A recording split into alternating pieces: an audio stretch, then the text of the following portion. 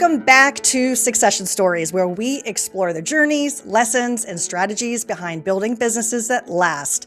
I'm Laurie Barkman, the Business Transition Sherpa. 4 years ago, today's guest joined me for a conversation that became one of our most listened to episodes. We talked about what it is really like to build a business that's independent of its owner, and why the best exit strategy begins years before you plan to leave. Since then, the conversation around business value, owner readiness, and succession has only become more important. Business owners are facing new challenges, advisors are taking a more holistic approach, and the definition of a successful exit continues to evolve. So my guest has been at the center of that evolution as a business owner, entrepreneur, educator, and thought leader. He's helped shape the way thousands of advisors and business owners think about creating transferable value and achieving what he calls a significant exit. He's the president of the Exit Planning Institute, the organization behind the Certified Exit Planning Advisor designation, and the value acceleration methodology. Please welcome back to Succession Stories, Scott Snider. Scott, it is so great to be with you again. Yeah, thank you for having me. It was a fun show last time. I'm looking forward to this show for sure. Awesome. Well, we have a lot to talk about. And I just want to say for the listener that the original episode that we did in 2022 is a great listen and a great accompaniment to this episode. And we'll include the link to that in the show notes. So I do want to encourage people to hear your story in more detail on the rewind. So if we think about here we are 4 years later, the last time you were here, we talked about making your business independent of you. And you had a baton handoff with your father. You've been leading the organization that's done more than any other organization to shape the exit planning profession. So a lot has changed, and I want to start there. So let's start there. So when we last spoke, you were preparing for the leadership transition at the Exit Planning Institute, and now you've had the baton for a while. Once you got it, what did you do with it? Yeah, I think thinking you took me down memory lane for sure. I think for me, what we did internally with the baton before you can even go really externally to all of our members and all of our partners and vendors that support our community was we needed to get I would say the shop floor right. And so I spent probably 2022 to 2024 really focusing on building scalable people and culture. And so I think when we talked in 2022, we maybe had 12 employees, and now we have 56 employees. And in 2022, we maybe had 3,000 CEPAs. Now we have 11,000 CEPAs. And so the community, and then internally at EPI has been quite an evolution and quite a change and quite some growth. But I think the first thing I did when I got the baton was really for me to focus on how do I elevate myself to my highest and best use, to stuff that I love doing every day, that I'm supposed to be doing every day. And then how do I surround myself with key executives that can help us grow? And then how can I start building scalable culture and a workplace that people love coming to each day? I love that. So looking back, what do you think some of the biggest priorities were during your first year? Yeah, so I would say catch the rewind too, because that story will make this comment will make a little bit more sense in the whole context of our journey. We had just basically came out of this leadership transformation program, and I actually was able to write a keynote speech on this that's very simply titled, "It's not about me, it's about we." What I had realized in the first segment of owning EPI, so I was always an owner of EPI, but I was never the person in charge. And we had kind of centered an organization around the Sniders, and we didn't necessarily ever pause and ask our employees, well, what do you want? What do they want? And so in that time frame in the first year, it was really, we had ripped off the core values from the wall. We had replaced them with core values that were created by the entire organization. And we started to systematize everything that we did. And so I think within that first year, again, internally, we said, okay, what kind of culture do we want to have here? What makes us tick? What is the mentality that we want? What do we believe in? what is the rhythm that we want to have? Like, how do we want to meet? How do we want to communicate information? How do we want to come together? And then what's the ultimate vision? And again, in the past, the vision was really built by the owners, not necessarily by the entire organization. And so we came up with a new 10-year vision as well during that time that we're still living today. And so again, I think the first year for us, if you take me down memory lane, it was certainly that of structure, people, and culture. Structure, people, and culture. I love it. So there was a strong foundation when you transitioned with your father, Chris. Yeah. And what do you think has been the most challenging aspect of the next generation leader succeeding? He wasn't the founder, Yeah, but he sure. was in Basically. some ways the patriarch of today's organization, and he's Yeah. very much still part of it. So, how would you think about that challenge? Yeah, I mean, the challenge is that I think it's like any other challenge, right? There's two things that come to mind for me. One, there's the general challenge of a majority owner letting go, right? We talk about this in our space all the time. It's no different than us, even it's no different than us, our experiences in our own business. So having dad step away from the business generally as an owner is always difficult. You're right. He wasn't necessarily the founder of EPI, but he is the founder of the methodology that we teach. And so many people that meet dad or me in the marketplace, they think that we founded this thing, but it really wasn't. It wasn't technically that. But there's a lot of founder principles in dad's head and founder characteristics. So there's the general I need to let go and let my team lead. And for me in that, for me, I have two sides of the coin. One, I'm working with my father and helping him decentralize and move away. And two, I'm trying to decentralize myself and promote a relatively young executive leadership team as well. So a lot of coaching and teaching here, and then a lot of coaching and teaching what I think the old school saying is managing up, right? Like managing up to dad. So two different coaching and mentoring situations that I'm in. But nonetheless, I think one, dad loves, you have to find something that dad loves. And he was still at that time, still relatively in the business, not necessarily the day-to-day operations, but finding what he loves. And two, I would say understanding that I have kind of a completely different style of my dad, right? So my dad is very private man, very conservative guy. I might be conservative, but I'm a pretty open book. So when I get on interviews like this, I'm typically telling the good, bad, and the ugly. You kind of get what you get for me, and I am way more centered around again people and culture. I know it kind of sounds like just on repeat, but uh, the things that always attracted me to our methodology was the human capital side and the social capital side, which are people and culture.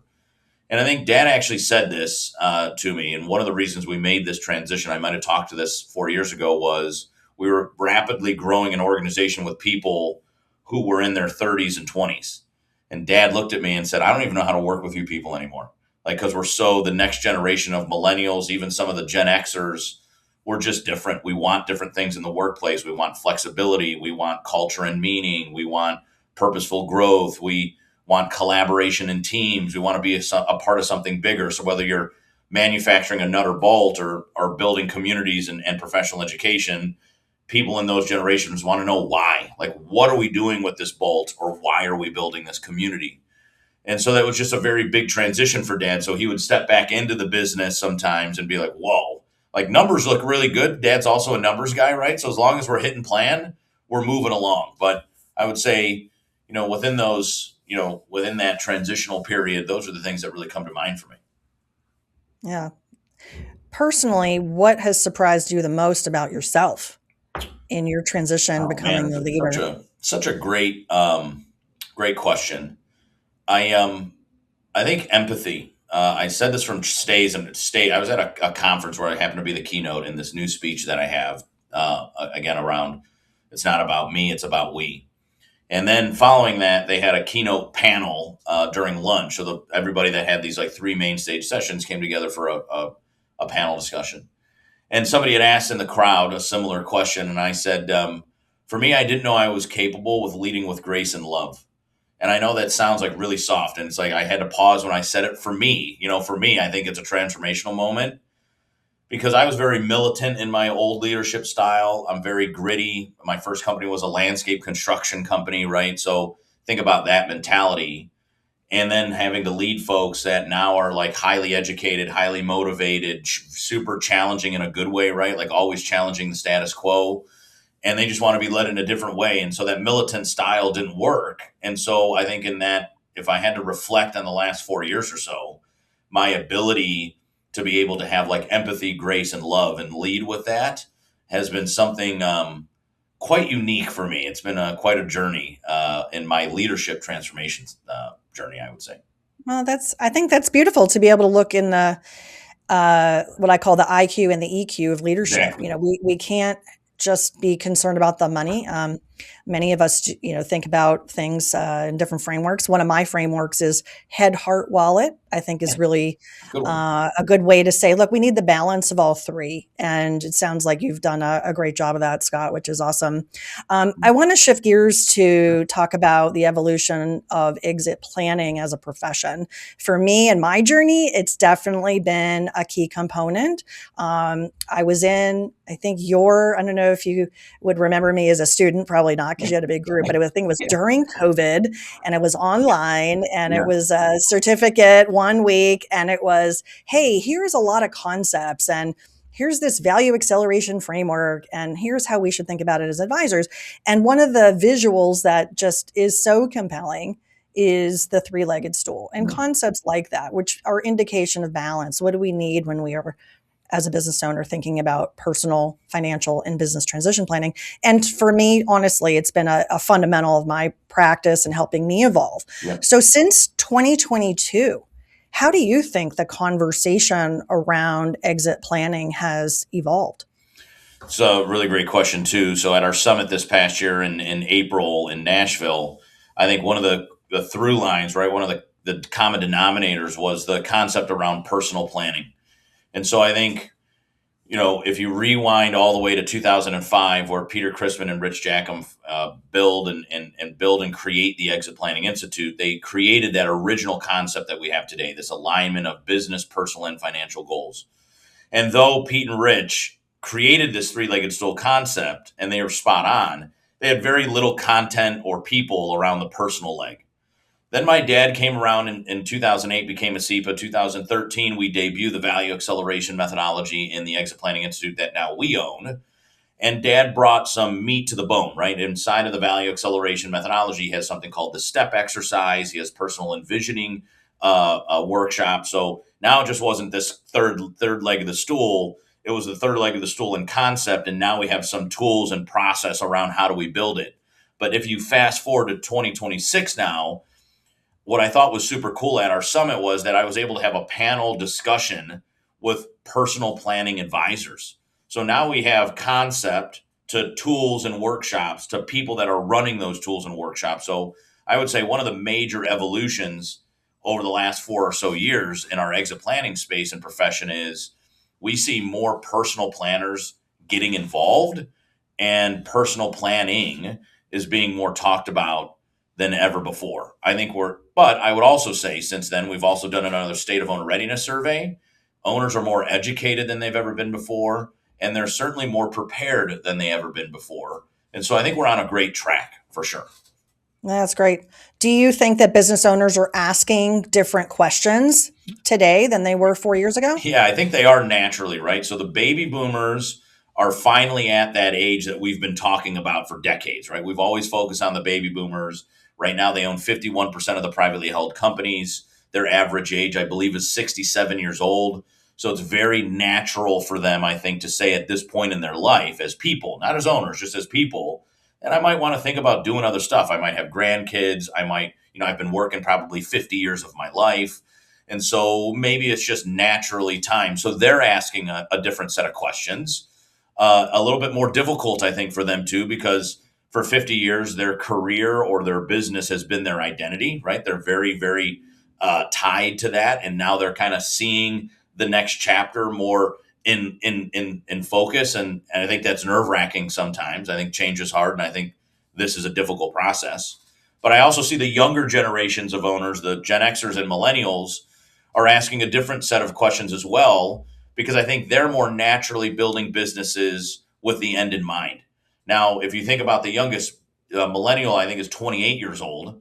So 10 years ago, they were 18, maybe just starting their company. They've always been exposed to great advisors like you and processes like the value acceleration methodology. So, or podcasts like yours or books like yours. So they've almost grown up through value acceleration.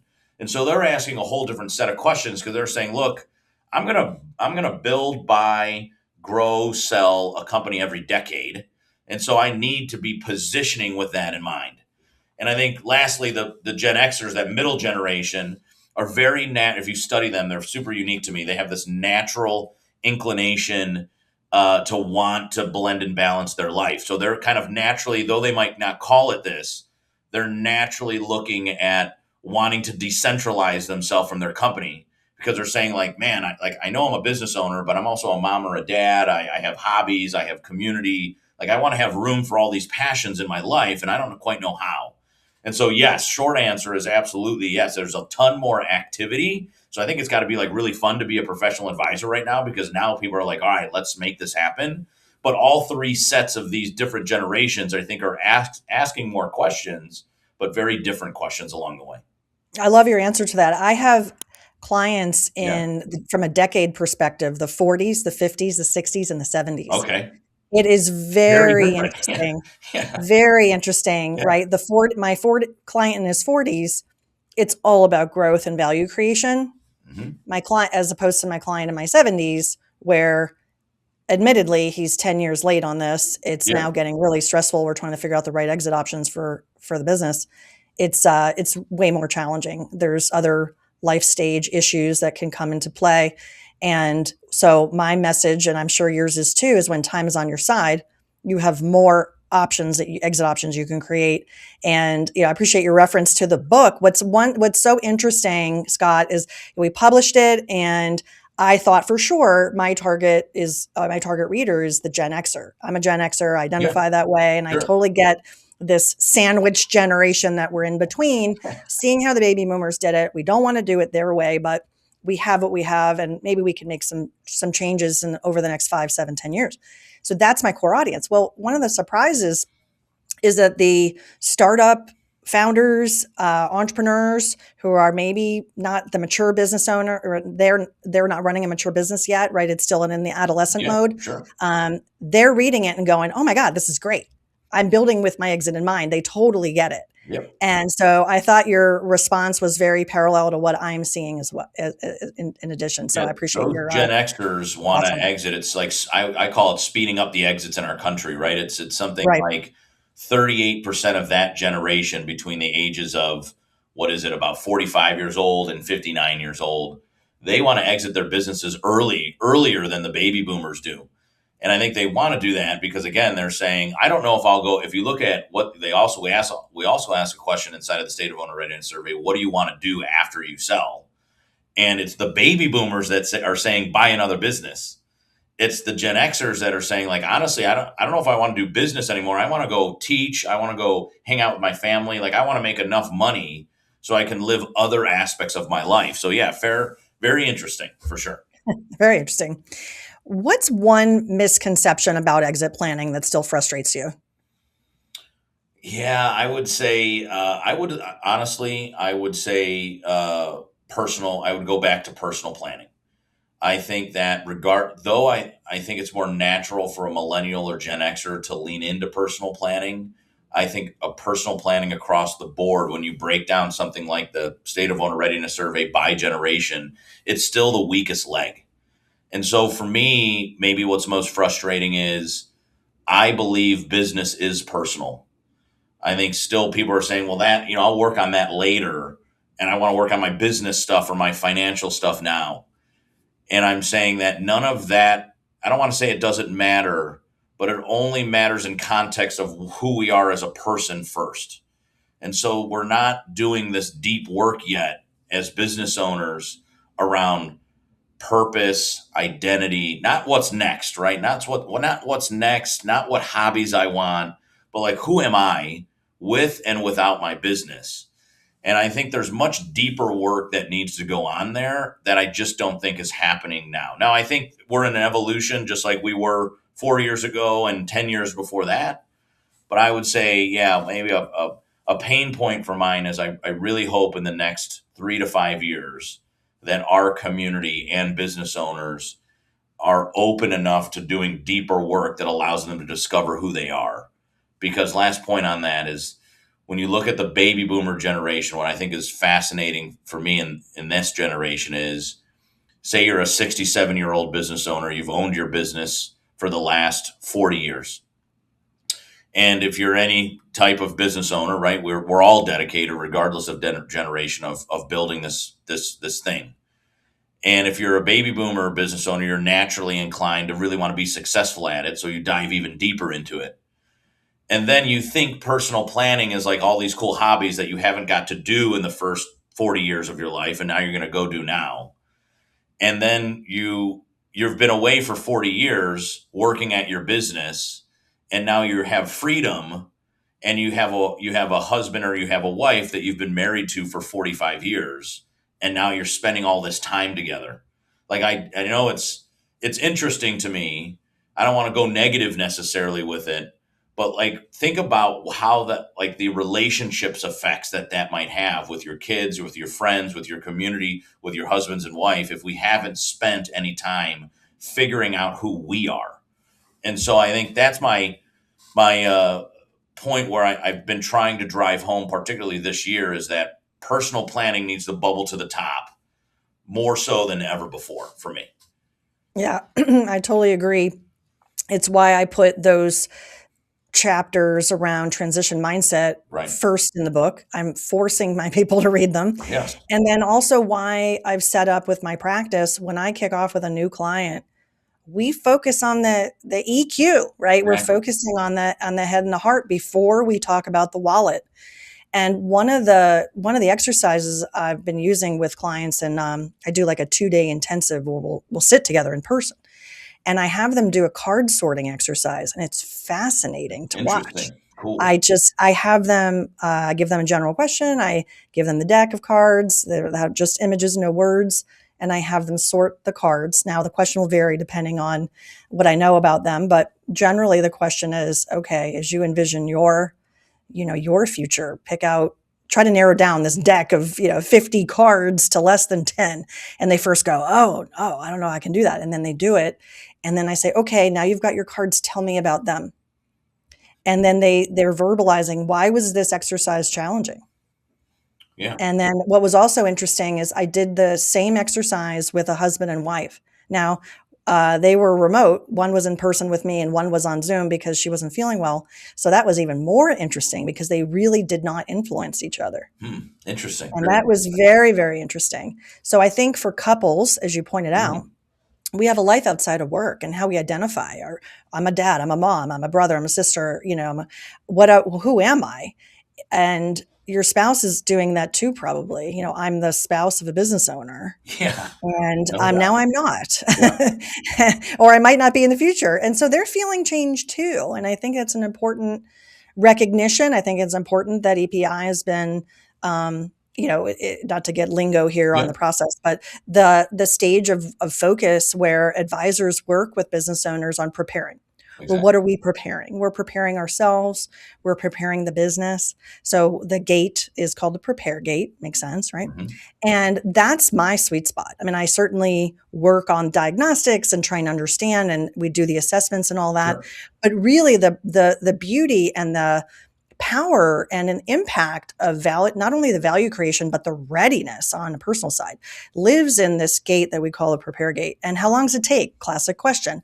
Well, who knows, right? It really depends on where we're starting and where we're going, but it can take the most time because it's hard. And I call this the can kicking process. Why are so many business owners kicking that can? Because this is hard stuff. That's why.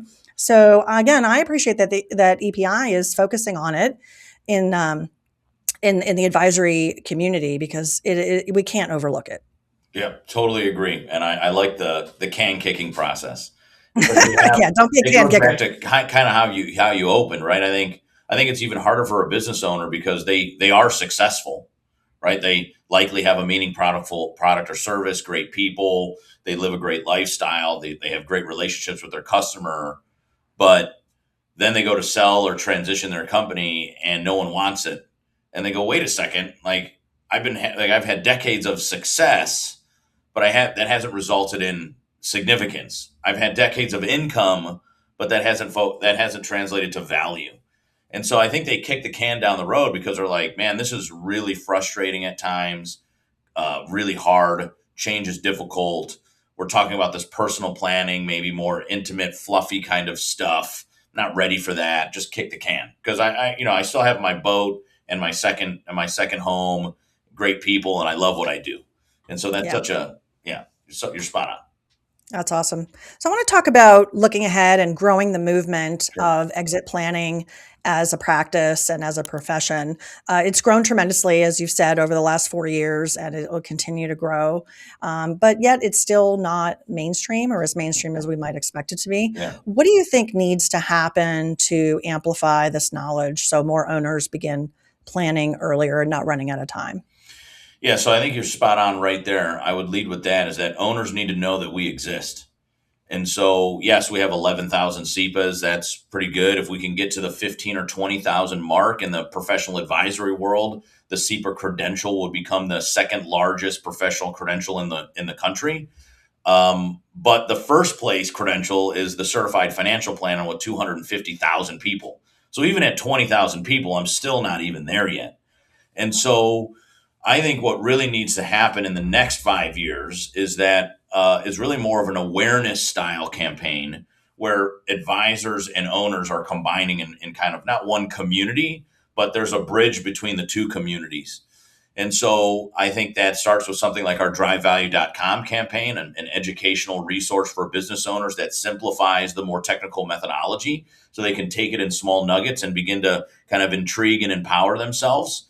I also think it then starts all the way down at the college and university level. I'm super excited that next school year we'll be debuting a certificate in value acceleration at Seton Hall University and the University of Michigan, so that now a 22 or 23-year-old college kid could come out of college and into the workforce knowing more about value acceleration. Now, it's likely that they're not going to go own businesses, but they might work for small business owners. They might work in an advisory space. So I think knowledge is power. So if I can equip that 22-year-old or 23-year-old professional with the core concepts that you and I know, well, imagine if I can come out of college with that, how influential I could be on the business that I might be walking into. So those are the two extremes. You have new folks entering the workforce. You're educating current business owners. Then you have the middle, and the middle I think is really the professional advisory crowd. So we need to continue to scale our credential. We need to continue to activate people with our credential. I think we do a really nice job at EPI of teaching you the implementation game. Like, this is where we need to get owners. What we've realized over the past couple of years is that we need to help advisors transition themselves to get owners there. So we call that activation. So there's an activation process that leads to discovery, this triggering event, this clarity moment for business owners that then thrust them into the methodology. And so that's what I'm most excited about is how do we take best practices over the last 5 years from the thousands of people that became CEPAs, roll that into an activation playbook so that advisors can activate themselves so that we can activate the business owners. And so that's the next 5 years. That's the 5 year plan. And I think I think we'll be at 20,000 advisors in the next 2 to 3 years. And then I think that we could be the next CFP. I think that you could see CEPAs sitting on boards or like a chief value officer. I think it's a new way of thinking about doing business in our country, no doubt. Yeah, I love that. And I love the notion of activation. That's what I'm all about. And Yeah. rolled out something to support advisors in that process Yep. to have conversations all the way through instead of just at the end. And I think that is sort of worth noting here and underscoring is that, and I don't know if you share this opinion, so I guess it's a Yeah. question. Sure. Do you believe that advisors should make business conversations about the business, not necessarily about the exit part of Mhm. their process? And it's not just about a liquidity event in the future. It's about how do we create the value and prepare the business as well as the owner. So the business part of the prepare gate. Yeah, no, I agree. I think we should all lean into their biggest passion, which is their business. Like I can get an owner talking all day about how do I drive efficiencies, profitable revenue, how do I retain and gain great people, how do I build relationships with my customers, and then introduce topics around how do you decentralize yourself. I think most small business owners, right, 94% of companies in America do $5 million of revenue and below. And I think most people, if they're listening now, if you're doing 500,000 to 5 million of revenue, you're probably already hitting a ceiling, right? You just feel like you're like jamming your head against that ceiling saying, man, I wear so many hats. This thing is getting so big that I don't know what to do. That's a decentralization moment, right? Where you need to bring in the right people. So yeah, I would certainly lead with business. In my opinion, I think there's two things that we could teach a business owner straight out the gate. Exit strategy is business strategy. There's absolutely nothing different. You do things in your business every single day that eventually affect the value of your business. So why not get more intentional about it? I could give you a better business today and a healthier, stronger, more valuable business in the future, which gives you options. Who doesn't like to have options? And so I want more options. The second thing we talked about already, that business is personal. We have to showcase the three-legged stool concept. We have to understand what place is the business serving in our overall personal plan and strategy.